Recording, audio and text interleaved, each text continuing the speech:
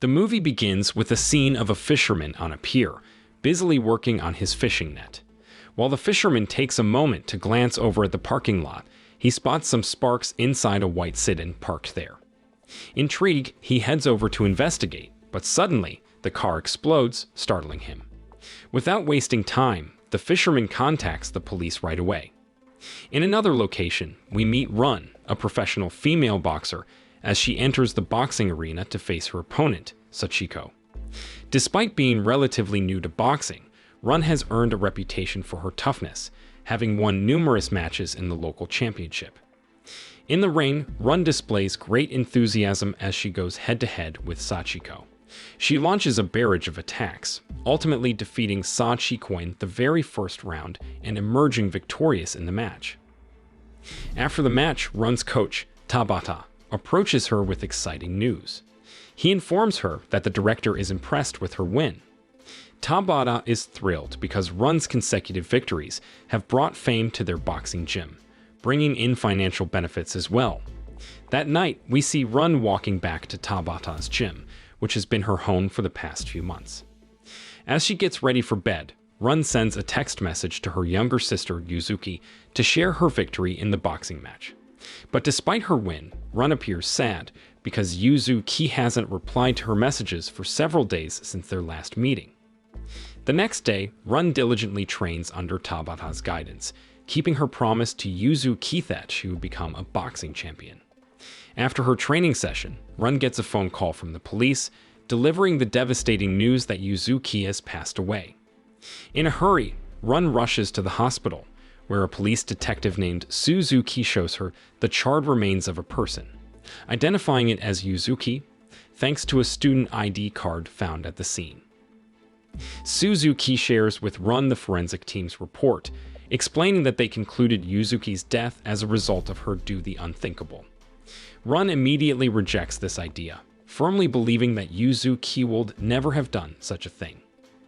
However, another police detective named Yoshiyuki clarifies to Run that the forensic team conducted a DNA test on the charred body, confirming it to be Yuzuki.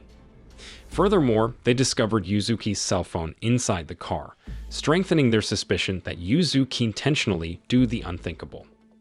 Despite Yoshiyuki presenting solid DNA test results confirming the body as Yuzuki, Run remains resolute in her belief that it's not her younger sister.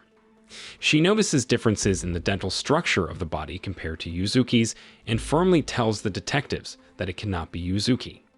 Frustrated, Run leaves the morgue and Yoshiyuki instructs Suzuki to handle the case. Back at home, Run is upset because her aunt, Nari, didn't contact her first and instead rushed to conduct a DNA test. She becomes even more angered when her uncle, Yasoda, insults Yuzuki's a troublesome troublemaker and blames her for causing problems. Run gets furious when Yasoda accuses her of neglecting Yuzuki on purpose and fires back, accusing Yasoda of never truly caring for Yuzuki and only wanting child support money for his gambling habit. Run and Yasoda nearly get into a heated argument, but Run decides to leave and cool down. A little later, she confides in Tabata, telling him that Yuzuki had visited her at the gym some time ago.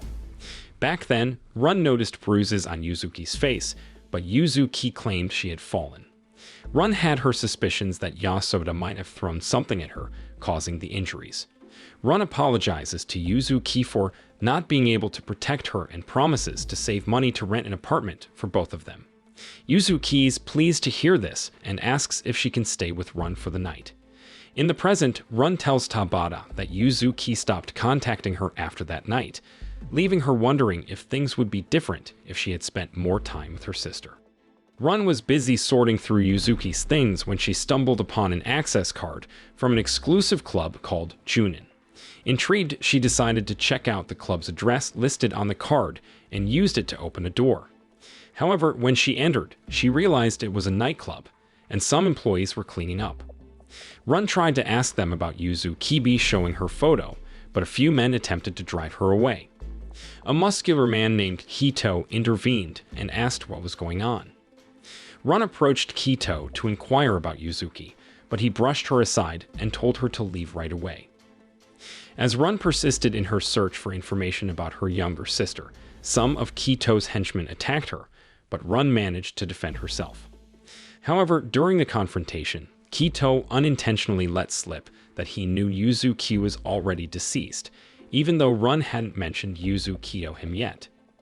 Run quickly realized that Kito knew the truth about Yuzuki, but before she could press for more information, Kito suddenly struck her, causing her to fall. With his formidable strength, Kito effortlessly lifted Run's body and slammed her onto a table. He then began to strangle Run and ordered her to stop meddling in other people's affairs, rendering her unconscious. As Kito instructed his men to escort Run away, an observant employee had been secretly eavesdropping on their conversation all along. Before long, Run woke up and found herself in an unfamiliar location. Simultaneously, a man named Suji appeared relieved that Run had regained consciousness swiftly, even though she had been given a potentially lethal dose of anesthesia. Suji explained to Run that he had administered an antidote just in time to save her life. While serving food and encouraging Run to eat, Suji shared some information about himself and his reason for assisting her. Surprisingly, Suji was aware that Run was searching for details about Yuzuki. He then showed her CCTV footage from the Junin building's lobby, captured 3 days after Yuzuki had been declared dead. When Run saw the footage, she was taken aback to witness Yuzuki still alive. Suji proceeded to inform Run that the man accompanying Yuzuki, the CCTV footage, was one of the Junin group executives named Azuma.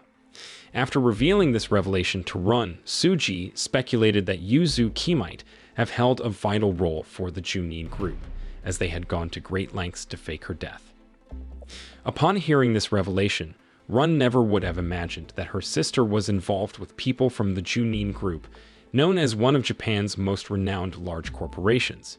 Since she had no prior knowledge of the Junin group, Suji took the time to explain. He shared that the Junin group was originally founded by a prestigious Japanese family, but their main source of wealth came from something called the garage. Suji went on to explain that the garage was a place where top executives of the Junin group organized illegal martial arts tournaments, using them for betting to make a significant profit. Suji then disclosed a personal connection to the matter. His father had once been a skilled jiu-jitsu fighter, and when he faced financial problem, the Junin group offered to help him financially in exchange for becoming a fighter in the garage. His father accepted the offer and fought there for some time until he was discovered dead, supposedly having drowned in a river. The police concluded that his father had been intoxicated, fell into the river, and couldn't seek assistance in time. However, Suji firmly believed that his father had met his demise in a fight, and that the Junin group deliberately disposed of his body and faked his death to avoid trouble. Therefore, Suji was determined to seek vengeance for his father's death and swore to dismantle the Junin group. The scene then shifted to the board members of the Junin group having a meeting to decide the next leader of the Junin group after their director's passing. During a toast led by the vice director, C. an executive named Nikaido joined them. After the meeting, C. informed Nikaido that he would never be a candidate for the main director position in the Junin group because he resembled a samurai who fought fervently to protect the noble family supporting him. Therefore, C. instructed Nikaido to generate more revenue for the Junin group since he was responsible for managing the garage. The following day, Run visited the police station armed with CCTV footage that showed Yuzuki still being alive. She insisted that the police needed to start an investigation immediately because she was convinced Yuzuki was not dead. However, Yoshiyuki disagreed, maintaining that Yuzuki after do the unthinkable. He argued that the evidence Run had obtained was illegal and therefore couldn't be used as a basis for an investigation. Run and Yoshiyuki got into a heated argument due to their differing beliefs, but Suzuki stepped in and proposed conducting a more thorough inquiry into Yuzuki's death, seeking assistance from a female police detective named Honda. Shortly after that, while Run was sorting through Yuzuki's things, she stumbled upon a pair of boxing gloves that Yuzuki had intended to gift her. Run was both saddened and touched because she had never expected Yuzuki to care so much about her. The next day, when Tabata arrived at his office, he discovered a new pair of boxing gloves and a note from Run. In the note, Run instructed Tabata to give her the gloves if she ever returned, as she had decided to embark on a quest to uncover the truth about Yuzuki. In the garage, Kito was seen in an intense match, relentlessly attacking his opponent and ultimately emerging victorious. However, Mikaido, who was observing the fight, appeared dissatisfied because the audience was getting bored with Kito's unbeatable streak. Their profits had also dwindled in the last 3 matches, frustrating Nikaido and prompting him to plan to teach Kito a lesson. Reluctantly, Kito launched an attack on Nikaido, but Nikaido effortlessly dodged it and counterattacked, nearly incapacitating Kito and bringing him to the brink of death. At the same time, Risi arrived and advised Nikaido not to be too harsh on Kito, one of their top fighters. However, Risi's true reason for coming to the garage was to inquire about why Nikaido had purchased a large piece of land on the outskirts of town, suspecting that Nikaido intended to open a new branch of the garage in that area. The scene then shifts to a man named Kamiya, who is busy fixing a motorcycle in his workshop. Shortly after, a group of thugs shows up at the workshop, attempting to sell the motorcycle. However, when Kamiya examines the motorcycle, he realizes that it has been stolen. He decides to report it to the police, but the thugs turn aggressive and attack him, leaving Kamiya with no option but to defend himself. Surprisingly, Kamiya displays impressive fighting skills, managing to defeat the thugs, causing them to flee just before the police arrive to apprehend them. Soon after, Run arrives at Kamiya's location and shares her belief that Yuzuki might still be alive and involved with the Junin group. Run plans to conduct her investigation into Azuma and asks Kamiya if she can stay at his place while she does so.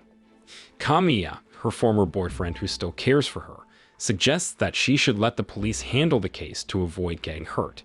However, Run remains determined to uncover the truth, and Kamiya eventually agrees to let her stay at his place. Kamiya resides in a converted bus, which he has made relatively comfortable with a spacious bed for 2 people. While Run waits for a message from Suji, she stumbles upon Kamiya's brass knuckles and starts practicing boxing with them. However, Kamiya appears and advises her to put down the knuckles, cautioning her that she could get into trouble with them. In the middle of the night, Run receives a call from Suji, who informs her that he has located Azuma. Upon hearing this, Run rushes to the location using Kamiya's motorcycle. Upon arrival, Suji tells Run that Azuma is involved in a drug transaction and asks her to wait. However, Run, eager not to waste any more time, disregards Suji's warning and sneaks into the building. As Run stealthily entered the building, she caught sight of Azuma engaged in a negotiation with a drug dealer. During their conversation, the drug dealer mentioned Yuzuki, but Azuma refused to divulge any information, instructing the dealer to keep quiet. Unfortunately, one of Azuma's henchmen spotted Run, prompting Azuma to order his men to apprehend her. Faced with armed thugs in her path, Run had to confront them, one by one, managing to defeat each of them. On the other hand, Kamiya and Suji had finally arrived at the location to support Run against Azuma's henchmen. Meanwhile, Run, who had originally planned to chase after Azuma, momentarily let her guard down, leaving her vulnerable to Azuma's attack. Armed with a sword, Azuma relentlessly assaulted Run, but she used the brass knuckles she had taken from Kamiya to parry his blows. Azuma had evidently learned that Run was Yuzuki's sister and deliberately provoked her by claiming that Yuzuki had perished in a fire. This naturally infuriated Run, and Azuma seized the opportunity to launch a potentially lethal attack. Just then, Kamiya arrived to aid Run and successfully defeated Azuma, causing him to lose consciousness. Kamiya urged Run to leave the scene immediately, while Suji tried to locate Azuma's phone to gather more information about the Junin group. On her way back, Run attempted to apply pressure to the wound on her arm, reminiscent of a past incident when she had been stabbed. At that time, Yuzu Ki had shown great concern for Run, who had been the victim of a stabbing, and had tried to take her to the hospital. However, Run had declined, fearing that going to the hospital would involve reporting the stabbing to the police. In the present, Hun Da informed Suzu Ki that her friend in the forensic team had secretly investigated the case and confirmed that the burnt body was not Yuzuki. Hun Da also shared the discovery that Yuzuki had Rh blood type, an exceedingly rare and valuable blood type known as the golden blood. She asked Suzuki if he would continue the investigation, and he affirmed his commitment to pursuing the case as his duty as a police officer. Meanwhile, Ni Kaido was seen reprimanding Yuki for failing to prevent Run from investigating Yuzuki's disappearance. Frustrated, Ni Kaido then ordered Azuma to take Run to the garage, where she would face Kito as her next opponent. On the other hand, Suji successfully obtained Azuma's phone and began extracting all the data stored within it. While Suji was busy copying the information, Run received a call from Azuma, who demanded the return of his phone if she wanted to see Yuzuki again. Without hesitation, Run rushed to meet Azuma, who then instructed her to fight Kito at the garage. Azuma promised to release Yuzuki if Run could defeat Kito, but warned her not to involve the police, as he threatened to harm Yuzuki if Run caused any trouble. Upon informing Kamiya about her conversation with Azuma, he suggested that Run should contact the police and provide them with the evidence from Azuma's phone. On the other hand, Suji proposed that Run should face Kito in the illegal fights at the garage to gather more information about the Junin group's involvement. Kamiya expressed his concern, fearing that Run's professional boxing career would be jeopardized if she got caught participating in illegal tournaments.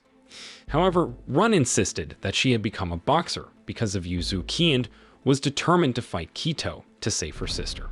In the following days, Run trained tirelessly with Kamiya, who had some knowledge of martial arts techniques.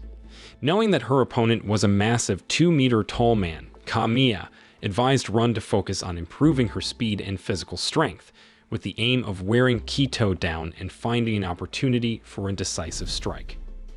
Elsewhere, Yuzuki underwent a blood transfusion in a laboratory, where Nikaido deliberately used her rare golden blood to test a security system he was developing. Nikaido seemed pleased with the progress of the system, as it would be under his exclusive control using Yuzuki's golden blood. Sometime later, Suzuki visited Tabata's boxing gym to gather information about Run. To his surprise, he encountered Suji, who was already aware of Suzuki's investigation and offered his assistance in uncovering the truth. Together, they managed to locate the laboratory where Yuzuki was being held, and Suzuki planned to report it to his superiors. However, Suji suspected that the Junin group might have corrupt police officers in their pocket, as the police had readily falsified Yuzuki's death at the Junin group's request. Hearing this, Suzuki decided to continue the investigation alongside Suji, with the goal of infiltrating the Junin group's headquarters.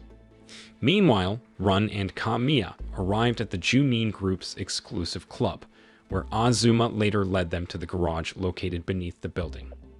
As Run prepared to face Kito in combat, Suji and Suzuki successfully infiltrated the main server room, hoping to find clues and evidence that could implicate the top executives of the Junin group.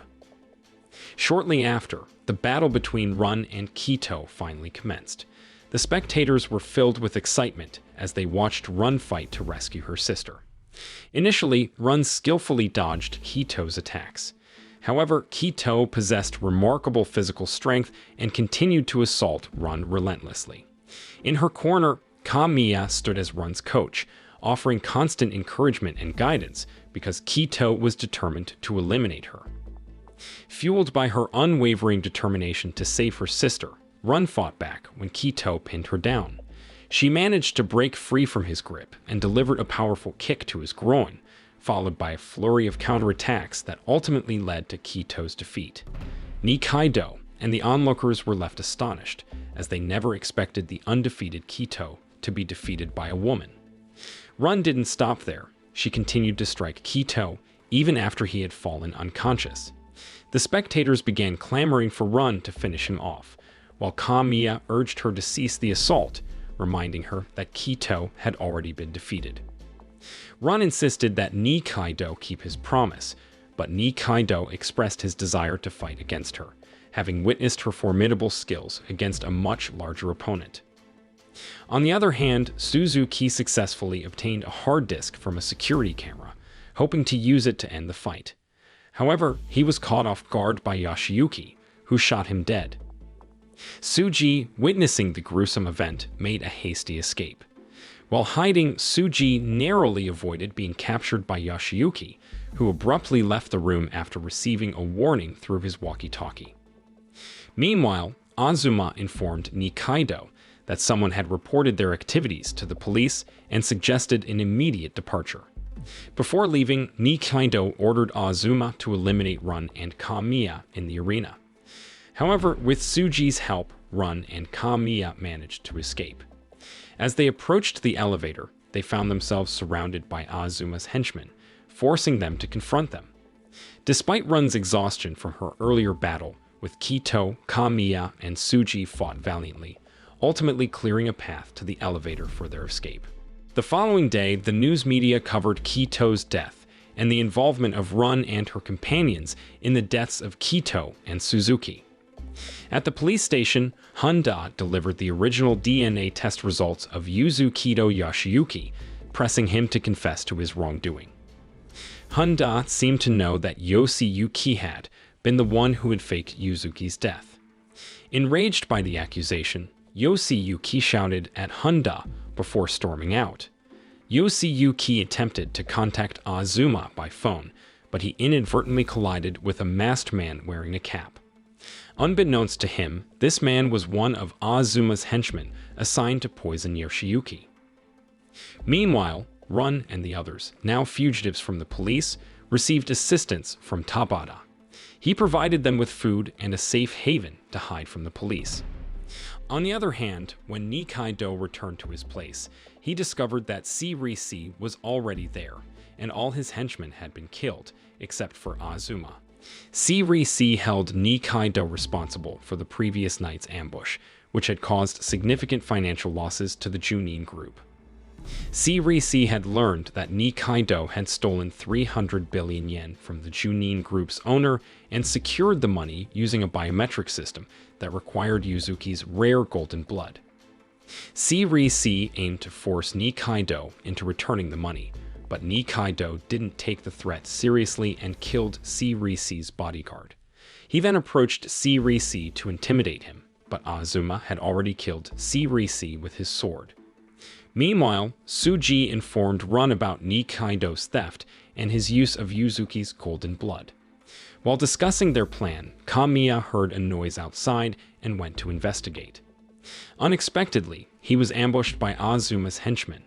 Instead of seeking help, Kamiya chose to protect Run by blocking their exit and engaging them in combat. With Tsuji's help, Run attempted to break down the door to assist Kamiya, but they found him covered in blood, severely injured from the fight with Azuma's henchmen. Run felt immense sorrow for indirectly causing Kamiya's injuries and became determined to seek revenge against Nikaido and his associates.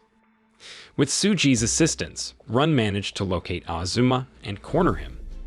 At that moment, Azuma was on the phone with Nikaido and allowed Run to make a deal with him. Run revealed that she had blocked Nikaido's secret account, preventing him from accessing the stolen money.